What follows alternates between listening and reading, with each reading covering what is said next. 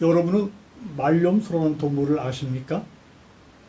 천연기념물 217호 사냥이 잘 알려지지 않았던 시절 DMZ 병사들은 얼굴은 염소를 닮고 궁둥이는 말을 닮은 사냥을 말렴소라고 명명해 불렀습니다.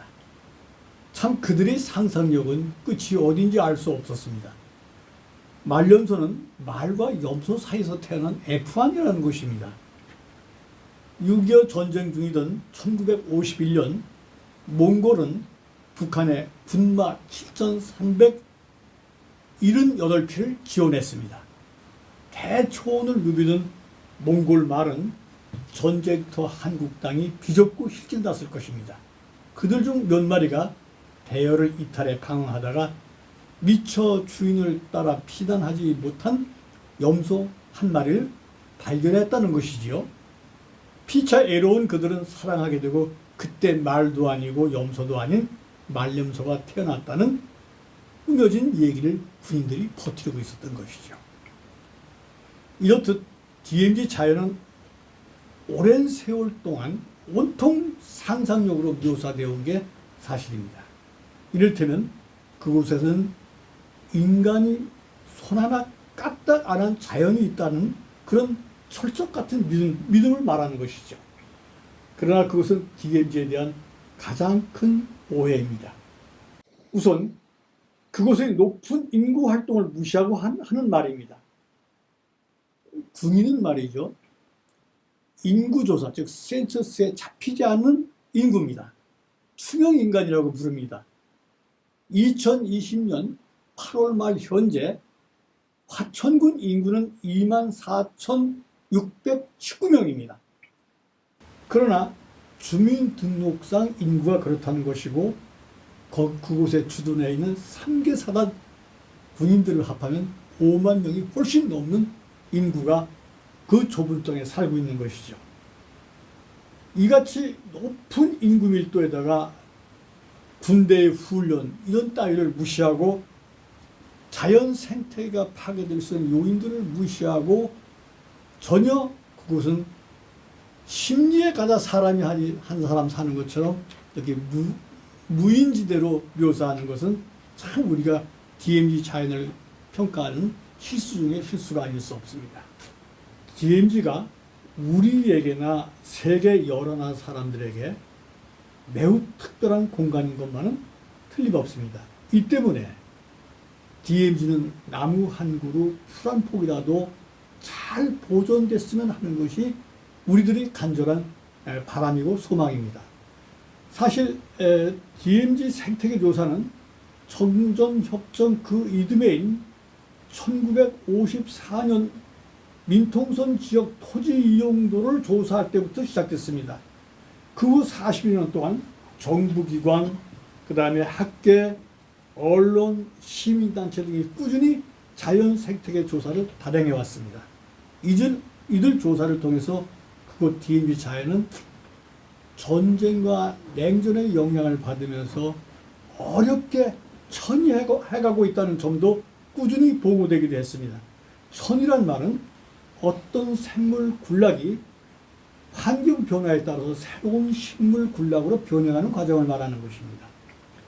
그럼에도 불구하고 우리 내리 속에 있는 DMZ 자연은 여전히 자연의 천국, 손 하나 까딱 안 한 숲, 그야말로 우리의 상상력을 사로잡는 지구촌 단 하나의 특별한 공간이라는 관심과 애정 때문에 우리는 DMZ를 그렇게 아름다운 곳으로만 묘사하고 있었죠.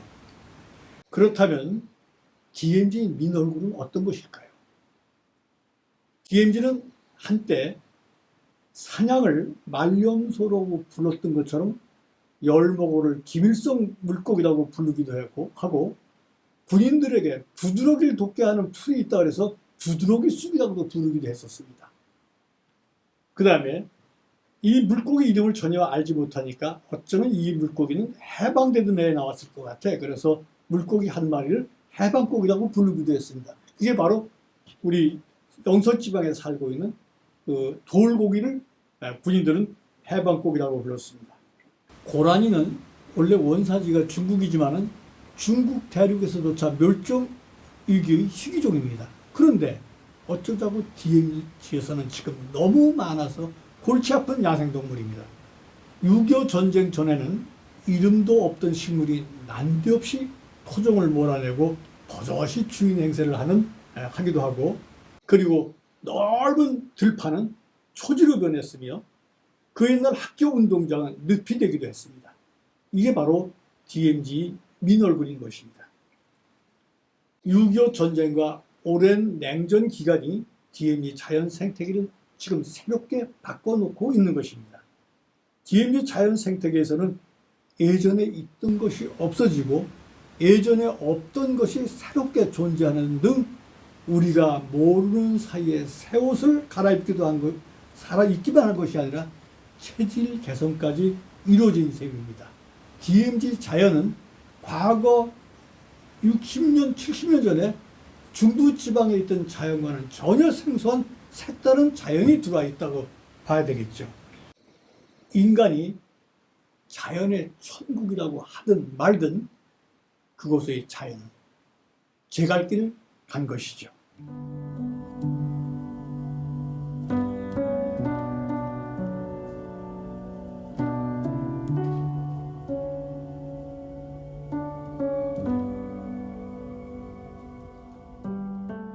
길가의 민들레는 노랑 저고리, 촛돌맞이 우리 아기도 노랑 저고리. 강소천의 그 민들레는 지금 눈 씻고 찾아봐도 찾을 수가 없습니다. 대신 서양 민들레 천지가 되어버렸습니다. 강원도 양구는 9개의 고지전으로 회복한 땅입니다. 이들 고지가 모두 민들레 영토입니다. 옛 동서독의 국경, 우리가 그리니스 반트라고 하고 있는 동서독 국경은 온통 민들레 밭입니다. 그리고 2차 대전 때 융단 폭격의 역사를 쓴 독일의 드레스덴 그 엘바 강가에는 지금 민들레가 엄청나게 피어 있습니다. 노르망디 상륙작전으로 유명한 그 언덕에도 온통 민들레 벌판입니다. 전쟁터는 어김없이 민들레들이 대벌판을 이루고 있는 거죠. 그렇다면 대암산 꼭대기 해발 1300m 되는 높은 곳에 그 민들레를 누가 저 산 위까지 옮겨다 놓았을까요? 물론 전쟁입니다. 전쟁 물자에 묻어온 서양 민들레가 저 높은 곳에 자신들의 영토를 만들고 포탄으로 파괴된 자연을 복구하는데 매진했다고 이렇게 볼 수가 있는 것이죠. 그 왕성한 번식력으로. DMZ는 돼지풀의 영토이기도 합니다. 서양 민들레처럼 바로 전쟁 물자가 이 돼지풀의 운송책입니다. DMZ 돼지풀은 보통 단풍잎 돼지풀과 보통 우리가 말하는 돼지풀 두 가지로 나누는데, 단풍잎 돼지풀은 6.25 전쟁 때 일본을 거쳐서 전쟁터로 옮겨진 것으로 이렇게 확인이 됐습니다. 보통 돼지풀은 이 만주에 많이 자생합니다. 따라서 중국군을 따라왔을 것이라는 추측을 해봅니다. 그렇다면 미군의 군화 워커와 중국군 군화 상하이 농구화가 이 돼지풀의 숙주인 셈입니다. 돼지풀은 서양 민들레와 함께 지금 생태계 유해 식물로 낙인을 찍혀서 보는 대로 뽑아버리도록 하고 있습니다. 그러나 자연 생태계에 쉽사리 이렇게 뽑아버린다고 없어질까요? 어쩌면 지금 우리가 눈여겨봐야 할 것은 그들의 왕성한 번식력, 생활력이 포탄으로 파헤쳐진 전쟁터 생태계를 회복시키는 데 가장 결정적인 역할을 했다고 볼 수가 있는 것입니다. DMZ 자연 생태계는 원시림 같은 숲이 있어서 주목받고 있는 것이 아닙니다.